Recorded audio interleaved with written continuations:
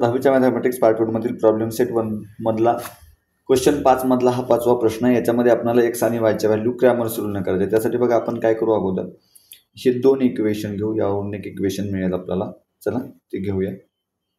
x + y - 8 भागिले 2 is equal to x + 2y - 14 भागिले 3।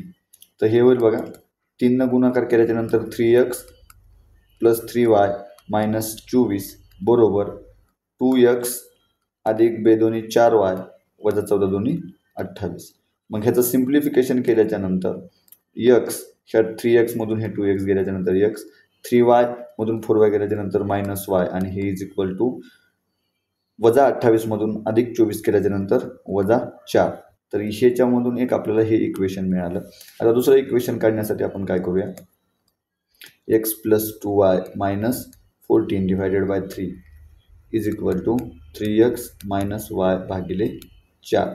तर यावरून आपल्याला होईल बघा 4x अधिक 4 दोन्ही 8y - 14 चौक 56 बरोबर 3 त्रिक 9x - 3y। मग यावरून आपल्याला एक व्हॅल्यू मिळेल -5x अधिक 11y बरोबर 56। त्याला इक्वेशन नंबर 2।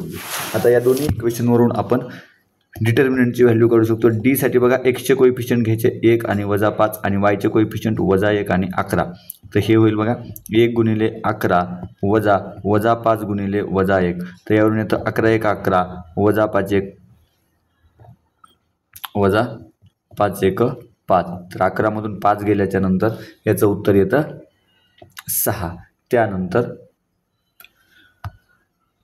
dx ची व्हॅल्यू काढण्यासाठी बघा x च्या कोएफिशिएंटच्या ठिकाणी आपण काय करत असतो, x च्या कोएफिशिएंट ठिकाणी आपण कॉन्स्टंट घेत असतो -4 आणि 56 -4 आणि 56 आणि y चे कोएफिशिएंट हे -1 आणि 11 जशाला तसे। तर याचं उत्तर काढण्यासाठी बघा -4 गुणिले 11 -56 गुणिले -1।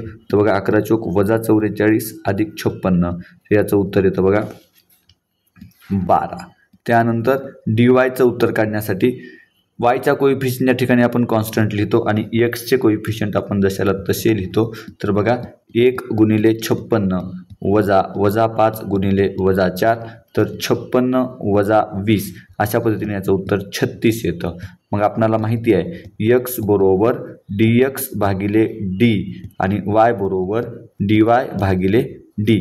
तर dx ची व्हॅल्यू आलेली आहे 12, d ची व्हॅल्यू आलेली आहे 6 आणि dy ची व्हॅल्यू आलेली आहे 36, d ची व्हॅल्यू आलेली आहे 6। म्हणून x बरोबर 2 आणि y बरोबर 6 हे याचं उत्तर येतं।